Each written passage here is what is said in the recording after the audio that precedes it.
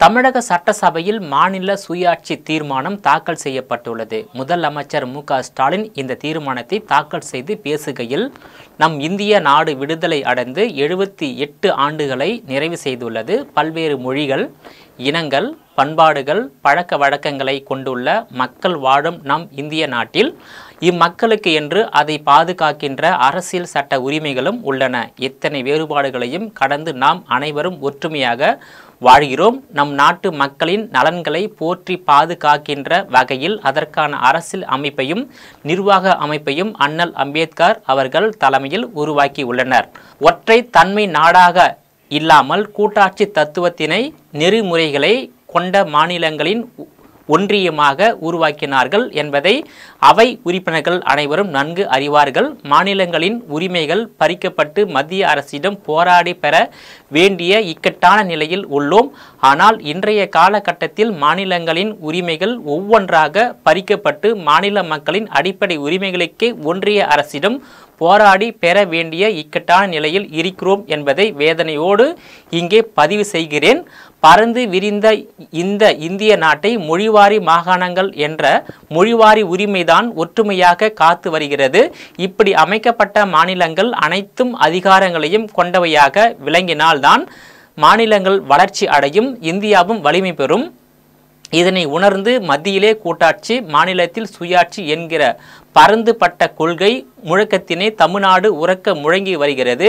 இந்தியாவிலேயே எந்த மாநிலமும் இது குறித்து முயற்சிகள் எடுக்காத நிலையில் ஏறத்தாழ அரை நூற்றாண்டு காலத்திற்கு முன்பே 1969ஆம் ஆண்டு முதலமைச்சராக பொறுப்பேற்ற கலைஞர் கருணாநிதி சிந்தித்து செயல்பட்டுள்ளதை குறிப்பிட்டுள்ளார். நாட்டிலேயே முதன்முறையாக ஒன்றிய மாநில அரசின் உறவுகள் குறித்து விரிவாக ஆய்வு செய்து 1971ஆம் ஆண்டு ராஜமன்னார் குழு தனது அறிக்கையை வழங்கியது. ராஜமன்னார் குழு அளித்த முக்கிய பரிந்துரைகளை தமிழ்நாடு சட்டமன்றத்தில் தீர்மானமாகவும் நிறைவேற்றியவர் கலைஞர் கருணாநிதி என்றும் தெரிவித்துள்ளார்.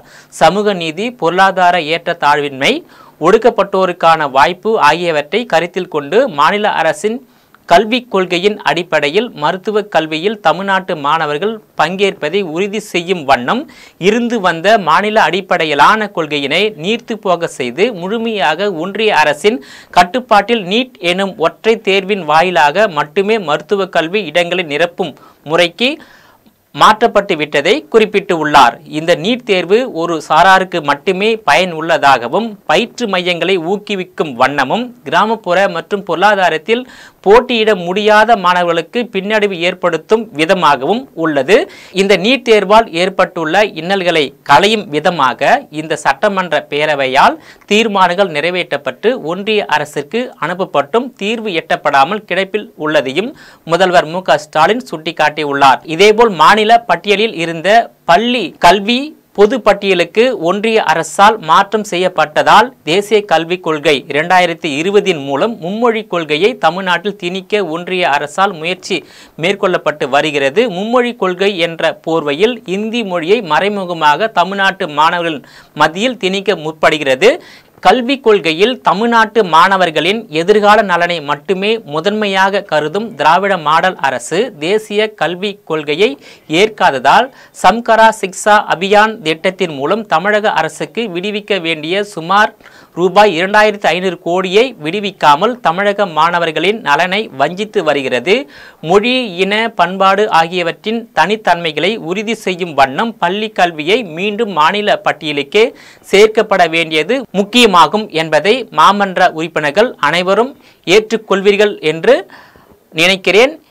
இந்திய அரசியலமைப்பு சட்டத்தில் வழங்கப்பட்டுள்ள மாநிலங்களின் நியாயமான உரிமைகளை பாதுகாக்கவும் ஒன்றிய மாநில அரசுகளுக்கிடையேயான உறவுகளை மேம்படுத்தவும் உச்சநீதிமன்ற முன்னாள் நீதிபதி மே. ஜோசப் அவர்களை தலைவராக கொண்ட குழு அமைக்கப்படுவதாக தமிழக முதல்வர் மு.க.ஸ்டாலின் தெரிவித்துள்ளார். இதனிடையே தமிழக சட்டசபையில் பேசுவதற்கு வாய்ப்பு வழங்கப்படவில்லை என கூறி எதிர்க்கட்சி துணைத் தலைவர் ஆர்.பி. உதயகுமார் தலைமையில் அதிமுக சட்டமன்ற உறுப்பினர்கள் சபையில் இருந்து வெளிநடப்பு செய்தனர்.